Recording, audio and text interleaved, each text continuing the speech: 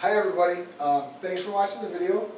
Mr. Anderson here has been gracious enough to sit down and we're going to talk about revenue and a little bit from the business side and a little bit from the driver side and kind of give everybody a great overview of what that looks like and how you can impact it and how you can help the business.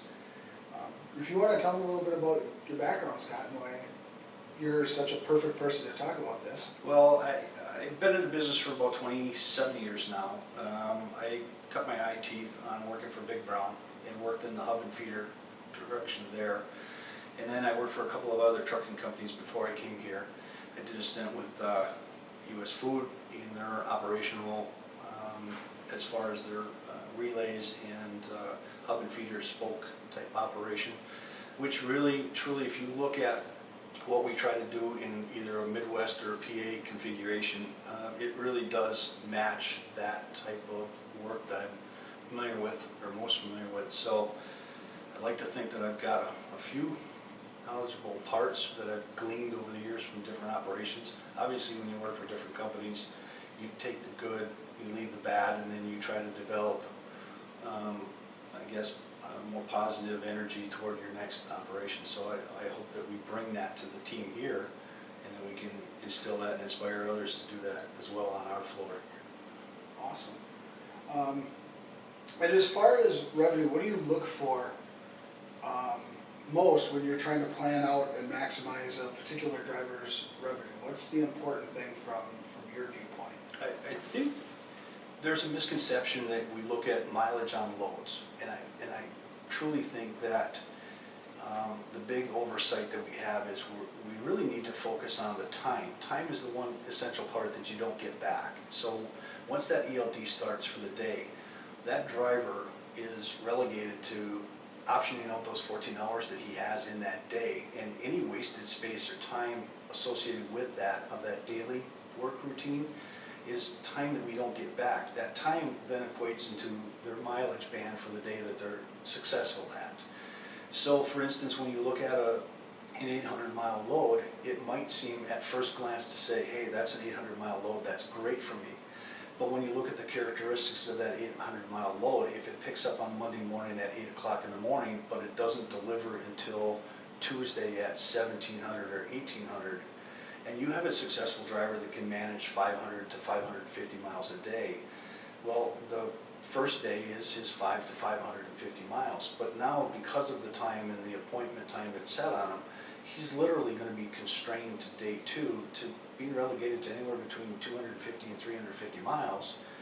And so is he really, or she really, getting the true potential? And that all comes down to the time of the load.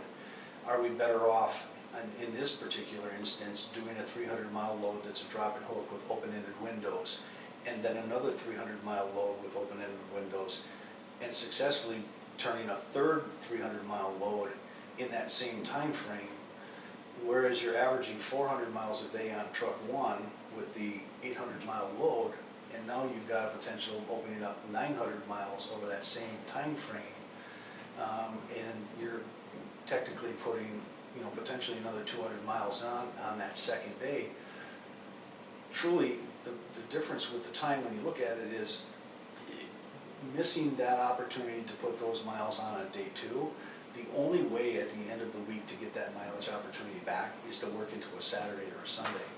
Because you and I both know that with the 14-hour max, you don't get to put those days or mileage on at the end of that day because of that ELD. So the only way to recoup that loss then for the driver is to work longer into the weekend, which really defeats the purpose of what we want to do, because we don't want drivers to have to work into Saturday and Sunday in order to get their mileage bands that they want. Point. Having the trust in the guys behind the scene like Scott or the fleet leaders like Savannah or Beth or Jake or whoever it is you're working with, having the trust that they're going to get you that next pre-plan, whether it's a 200-mile trip or a 500-mile trip or whatever it is, but trusting in the fact that they're going to load you up and they're going to keep you moving to get the miles is huge. Once you get over that hurdle of I got to do this all myself and rely on the team behind the scenes to keep setting you up and build that relationship, the miles take care of themselves, the revenue takes care of itself. And you'll be a lot happier as a driver when you build that relationship with whoever it is behind the scenes, whoever your fleet leader is, to maximize not only your earnings, but the revenue that the company's making. And the great thing about trucking is if the driver isn't making a paycheck, the company's not making revenue. So it truly is symbiotic, and we have to work together or nobody makes money in the trucking industry. And I think we're the last job or career that is set up that way. I can't think of another one where. I agree. I don't think that anybody still manages their payroll in that fashion other than us in trucking.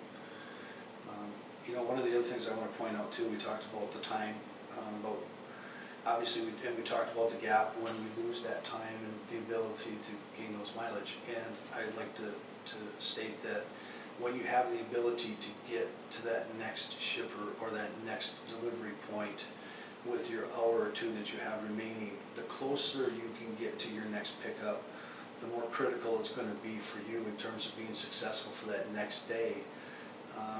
And we've talked about this before, Kyle, and the challenge to have drivers, without putting themselves in dire straits and jeopardy, because we don't want that. Mm-hmm. But obviously, getting closer to that next shipper and still having that parking available, you extend your day out that day, but you also put yourself into a better position to extend your day the following. So that extra 50 miles a day, if you think about that in terms of the week, if you were to leave 50 miles today, by the end of the week, you're 250 miles. That's the difference potentially between a 2,000 mile, or 2,250 mile paycheck, or 2,250, 2,500 miles.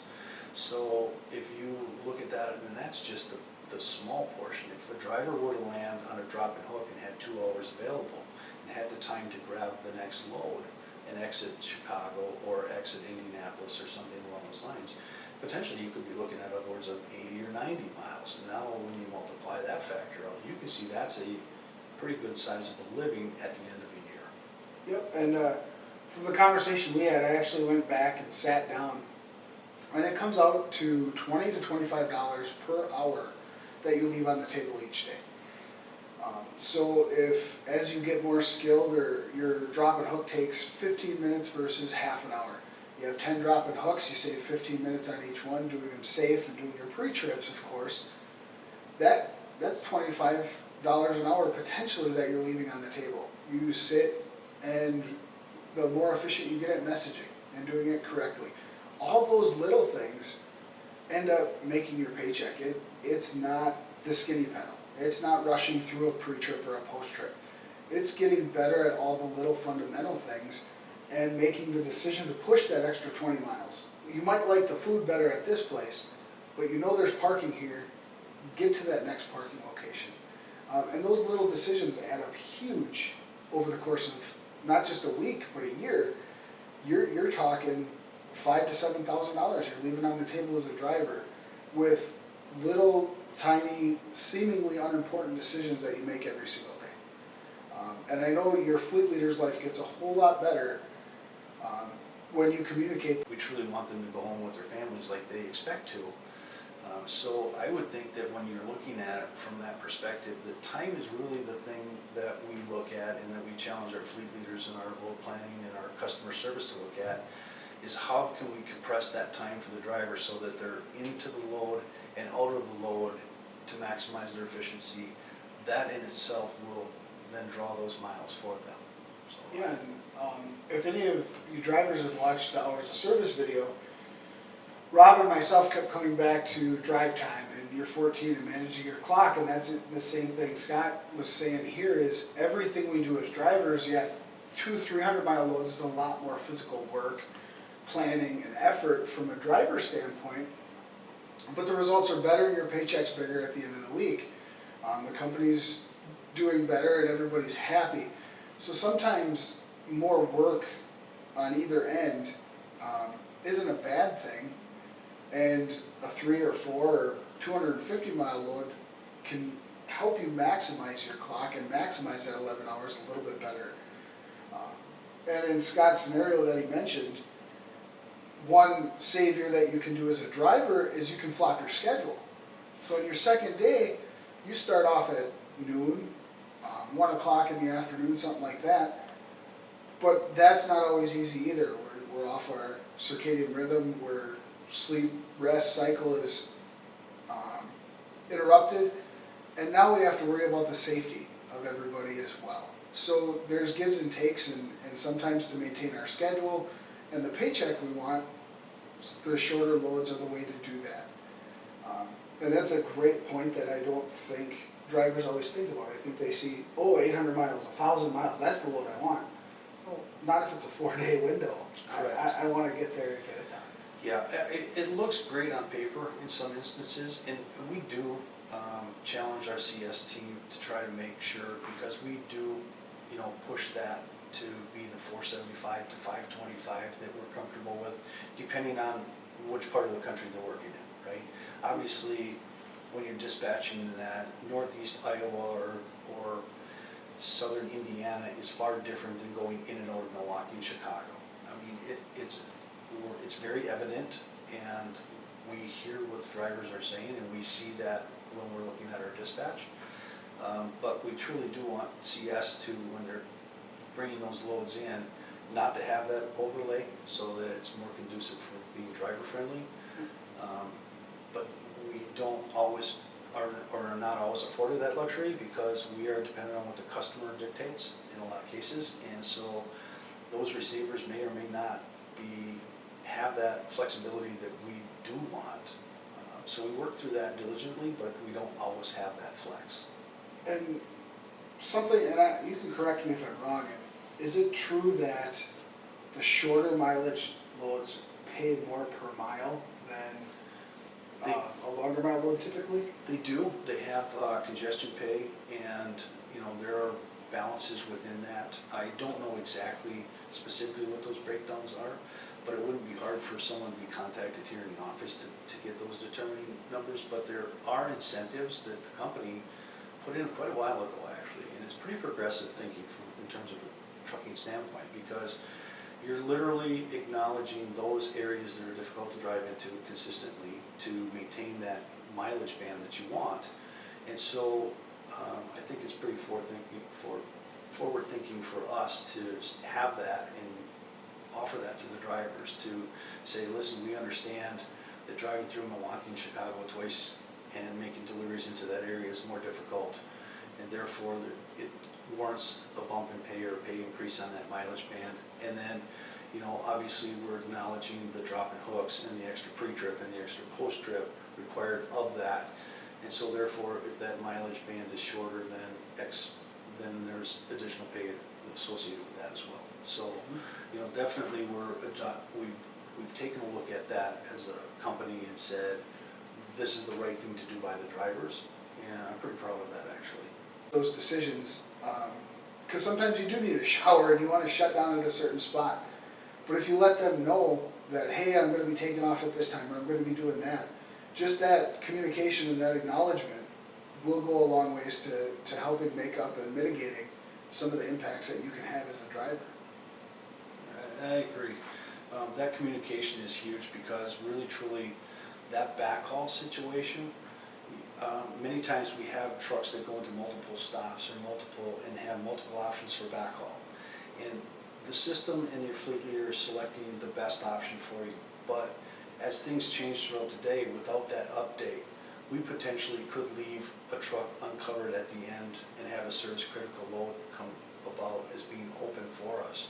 Whereas if we have that update and we can make an adjustment through the fleet so that everybody truly is covered, obviously we don't want trucks to be left uncovered and sitting without a load, but without that communication coming upward from the driver that, hey, I need to stop, or I'm not feeling well, I'm having some truck issues or some delays, there's traffic impediments in front of me. Given that information, we can adjust on the fly. We're pretty good at it, but not having that information to make that decision on could impact them or somebody else down the road. So we try to be fair about it, but we definitely want to have that information, because at hand, that's really truly going to, again, keep that truck rolling to the next destination. Yeah, and I know sometimes it's really, really easy to forget when you're out in the truck how much of a team game this is and team effort, because it feels like you're the most important thing, you're the only thing. 5 minutes feels like a day watching that clock tick down, waiting for a mobile comm or a phone call. But it really is that. I've seen it from both sides, and I encourage all the drivers out there, if you do have questions about this stuff, ask your fleet leader. Give Scott here a call, come into the office for half an hour and just observe what's going on and seeing what'll seem to you, because it seems to me like chaos in operations sometimes really, really helps to understand both sides of it and understand each other's jobs a little better, and makes the teamwork a lot easier to come by when you can understand both sides.